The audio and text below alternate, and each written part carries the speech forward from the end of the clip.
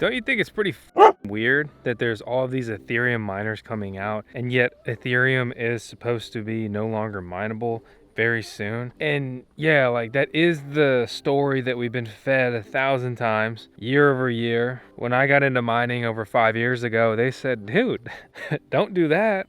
Ethereum's moving to proof of stake. I'm really glad I didn't listen to them on that thread on Bitcoin Talk. The former most popular Bitcoin and cryptocurrency former until your boy launched Voskcoin Talk, which you better join and hang out if you're old school like me and enjoy forums. But I really just want to talk about some of these new miners on the horizon and other miners that have squeaked out recently.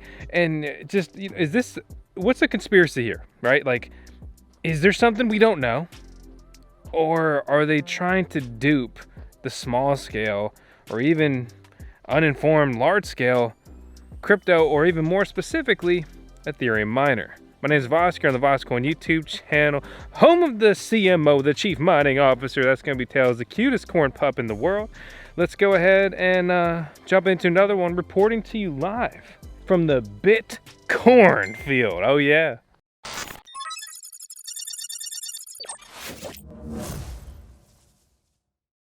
So last year we talked about the Jazz miner, and that was basically on track to pretty much make your money back, and then Ethereum was supposed to move to proof of stake. The thing is, if you don't know, so Ethereum is proof of work right now. Originally GPU mineable, graphics cards, ASIC resistance, and all that stuff. But then FPGAs and ASIC miners, right? So an FPGA is like a graphics card on steroid that's overpriced and difficult to get as well as use. Then there's an ASIC. It's an application-specific integrated circuit, a miner, or in this case, an ASIC miner. There's ASIC chips that do things other than mining, but it's a specialized chip. All it does is one thing, and in this case, it mines Ethereum in the ETH hash mining algorithm. Ethereum has been difficult to mine for many reasons, one being the fact that they have a DAG, a DAG. This thing continues to grow in size, which is why some old graphics cards that don't have enough memory on board cannot mine Ethereum. It's why things like the antminer E3 can no longer mine Ethereum. It's exactly why the DAG, coupled with the fact that they're supposed to keep moving away from mining, or more specifically proof of work, and move to proof of stake on the Ethereum 2.0 blockchain, aka Serenity, aka the merge, right, is the exact reason why that is not full of Ethereum miners, because I would much rather mine Ethereum. And you may say, why? That's like contradicting everything you just said. I mean, well, one, look at this shirt, bro. Two, Ethereum mining profitability outpaces Bitcoin mining profitability almost every single month. I think that I need to check the stats, but it's something like all but maybe 1 month, and just in 2021 Ethereum was more profitable to mine. And what that means is that, let's say there's $10 million of Bitcoin mined per day. There was 20 million, right? There was more dollars of Ethereum mined per day than Big Bad Orange Coin, BTC. And that is one of the reasons why Ethereum maximalists, devs, stakers, mining haters have always campaigned saying that miners are overpaid for the job they perform. It's difficult to put a price on security. Ethereum is a weird ecosystem, and the developers are unique, to say it nicely. Every change they've had, they've tried to make mining less profitable, less worthwhile. There's EIP 1559. I don't care what anyone says. It was essentially marketed as being a solution to cheaper gas fees, something people were crying out for. Very expensive to transact on Ethereum. The simple fact is that EIP somehow made it more expensive on average to transact on Ethereum. It did make it deflationary to a degree, and it burned a ton of Ethereum, which contributes to on-chain scarcity. This essentially pushes up the price. With that Ethereum being burned, which was previously going to be sent to miners, or was previously sent to miners, then mining profitability took a hit and just missed out on future potential gains there. And this comes back to them basically saying miners are already paid enough, let's just burn this Ethereum, contribute to that scarcity and try to pump the ETH price. Because at the end of the day, the average crypto investor says just one thing: win moon.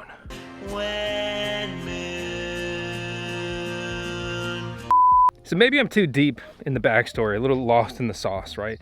So last year we talked about the Jazz miner, and again, that thing was basically priced to break even by the time that Ethereum was projected to do the merge. And the merge is the merging of Ethereum chain 1 as well as Ethereum chain 2, Ethereum 1.0, 2.0, kind of simple way to say it. And it was pushed back. To be honest, I think it's going to be pushed back again, but that doesn't make a case for buying these miners. In 2018, as things were crumbling down from all-time highs, but still on like the tail end of a crypto bull market, Bitmain, a just absolutely notorious, infamous ASIC miner manufacturer, showed up and they're like, hey, you want this E3? Yeah, it can mine Ethereum for a little bit. They're moving to proof of stake anyway. You can make a killing with it. They sold a bunch. People actually made a lot of money with it. They missed the Ethereum 2.0 dates by obviously years, but the DAG outgrew its capabilities and it wasn't able to mine Ethereum forever. But long story short, it was basically, it showed up late, missed prime time, and it's like they just unload this design and some hardware they have on consumers that may not understand. A lot of people may say, but Vosk, there's a bunch of other coins I can mine. Yeah, a bunch of other junk. And this isn't even just like coin hate. It's a simple fact that if you look at how many dollars per day, okay, because all this shit priced in dollars per day, you look at how many dollars per day Ethereum is basically worth, let's say 100 million. All the other coins combined that miner can mine wouldn't even probably produce a million. So you're talking probably less than 1% that's able to soak that up. What happens when 99% of anything is displaced? Okay, it's a bad time and it's a losing game. And Ethereum Classic, what's the use case? It's but anyway, I'm not even trying to go down that route exactly. That's not really even the point here. The point here is the simple fact that now there is the Forest miner, which we just got in, and this thing is huge. It's profitable, it's powerful. There is of course the antminer E9. Trying to source one right now. We had our overview video. Incredibly profitable, stupid cheap for how much money it produces. They are betting, okay, that you'll probably make your money back maybe, and then you can mine Ethereum Classic. Congrats. Because they don't say it's just an Ethereum miner. They keep it straight up from the start. They're like, yep, this is an ETH/ETC miner. It mines the ETH hash algo. And these miners aren't the only ones. We've seen many variations from Jazz Miner hit the public release recently. There's a lot of miners that are Ethereum centric miners that really don't live too far outside of China mining, as well as just that the China ASIC reseller market, and they just oftentimes get sucked up by big farms. And that's a critical thing to understand and think about, is that there's a crazy amount of ASIC miners on Ethereum. And unless you get in at the right price point and you want to bet against Ethereum actually completing the merge, which that's basically all they care about and all they work towards, it's just a bad play. And it's weird, it's scammy, and it's honestly, I find it frustrating. Like, why is it so difficult to set a far out ETA and absolutely definitely hit it? Look, I get it. You can hate on me. I'm not a developer, so you must not know anything. Yeah, well, I understand managing expectations. Okay, and it's not fair to Ethereum investors and Ethereum miners and everything else in between. The rate at which these miners are hitting the market is astonishing as well.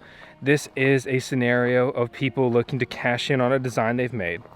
Okay, the big players with big money, deep pockets, they're slowing down because they're smart and they run cash businesses. They're just looking at the projected merge date, maybe gambling on a couple months extra, but they're not just trying to end up with millions and millions of dollars of miners that are no longer profitable, and that's rack space. That's a premium right now. Everybody's been trying to mine over the last year.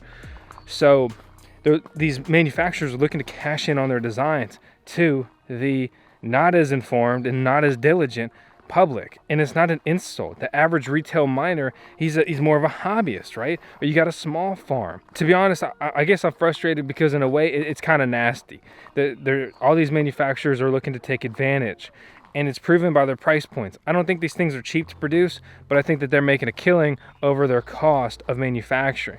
Obviously, there's research and design. There's a lot that goes into this. We'll never get true numbers on these miners. No one will reveal them. I've badgered every manufacturer that I've any sort of relationship with, and they just basically won't tell you. So basically, I guess my point above all is I just wanted to talk about this, shed a little bit of light on it. I mine cryptocurrency 24/7, 365. I've been mining Ethereum for over 5 years. I'm not saying I'm all knowing. I'm not omniscient. I don't know everything. Okay. And, you know, I mine a lot of different cryptocurrencies. It's a lot to keep up with, but I just got a flyby. Tom Cruise, was that you? So basically, my point is that you can buy these new Ethereum miners if you want to. It may work out. Last time it kind of worked out, but the timeline for when these get released, it's just always shady as f. And these are companies that are in the business of just enriching themselves by selling shovels. There is not a single miner manufacturer that has basically really laid themselves out there and tried to really benefit miners. If you look at their actions, everything they do, it's very self-serving overall. There's been some cool advancements. Obviously, I've talked a lot about Gold Shell on the channel before. I understand their pricing situation. It's not ideal, and that's putting it nicely. But they have heavily focused on and brought to market box miners. Obviously, they're a money-making business. They brought those miners to market to make money, but they also brought a unique offering to market that helps decentralized mining. It is exciting for residential miners, hobbyists. These things are small, they're cheaper, okay? They're low power consumption, they're low noise, they're low heat. It's everything you need to mine in your home, anywhere, easily. I love the fact that they added Wi-Fi support. That's super cool, you know, stuff like that. But look, I'm not trying to shill them or whatever. My point is that, look, I love mining and it gets me excited. And ultimately, I just want more coins to mine, more quality projects on that front, more miners, better miners, and above all, less industrialized miners and more residential centric miners. That's fun, that's exciting.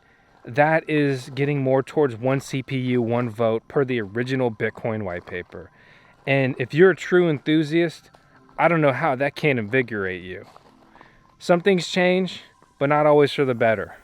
So that's all I've got today. My name is Vosk. You're watching the Voskcoin YouTube channel. I hope you subscribe and stick around. And with that, hopefully I'll see you next time.